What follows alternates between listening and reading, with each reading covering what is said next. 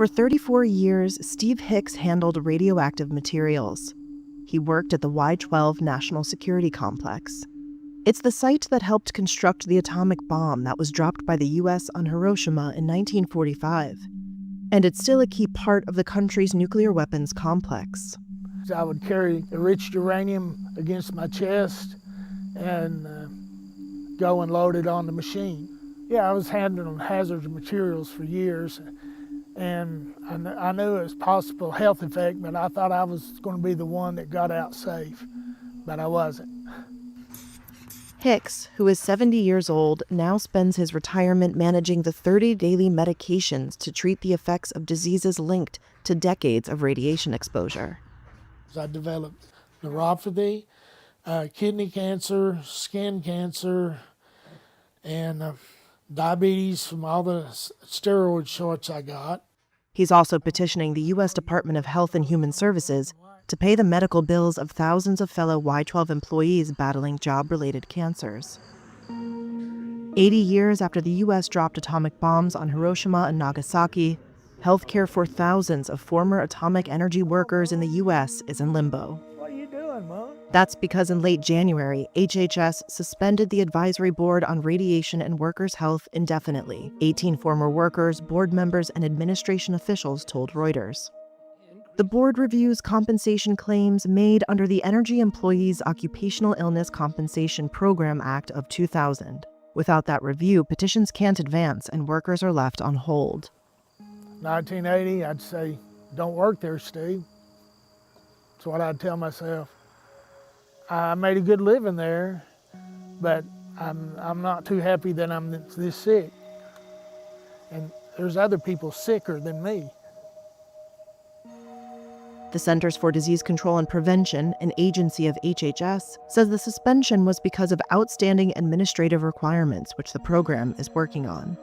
The White House declined to comment on the status of the board, and the Energy Department said in a statement that it is learning from past mistakes as it focuses on modernizing the nuclear arsenal. You got any feed in there? Over 700,000 people have been employed in the U.S. nuclear weapons complex since World War II. The work includes mining, moving, and processing radioactive materials for military and civilian nuclear programs at 380 American sites.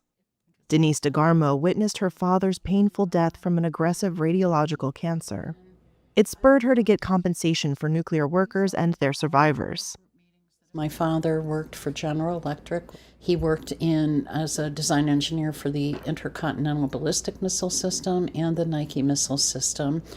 And in 2000, he came down with a very weird, kind of unusual form of bone cancer that was directly related to radiation exposure.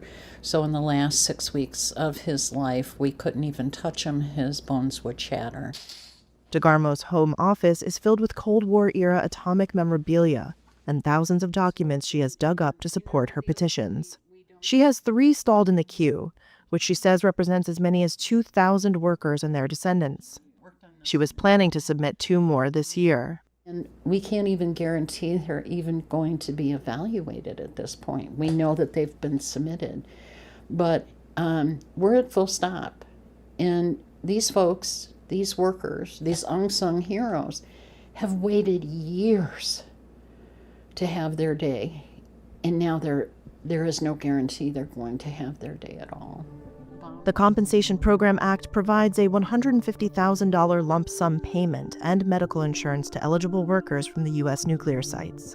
It's available to those diagnosed with cancers linked to high radiation exposure, or who can prove such exposure during their employment. As of last year, the U.S. had given out over $25 billion in compensation and medical benefits to 141,000 atomic weapons workers, according to the DOE. The advisory board was reviewing 8 petitions when its activities were paused, part of President Donald Trump's efforts to streamline the federal government. And what does it say? Trump won, save America. Well, I'd hope if he got the message that he would reinstate it and know how important it is to the sick workers. I think it boils down to the money.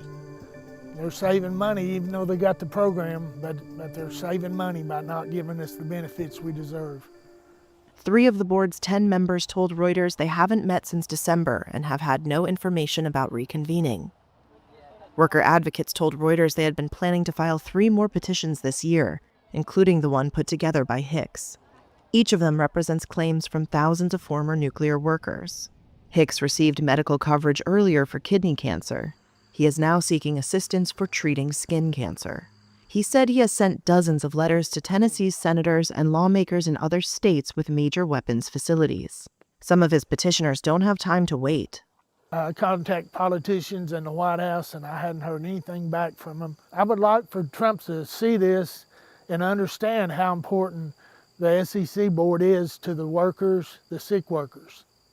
Hicks's father worked as a machinist at Y-12 until he retired in 1994. A year later, he was diagnosed with myeloid leukemia. His doctor says it was because of his exposure to enriched uranium. You know, it's sad to see him go. And then I think back, when I first worked there, I know there was dangers, but I didn't know it was as bad as it was. Maybe this will wake somebody up and they'll see the problem with this. Feeling that you gave your life for the American way and America has abandoned you. There is not enough money in the world for anybody to go through those kind of conditions.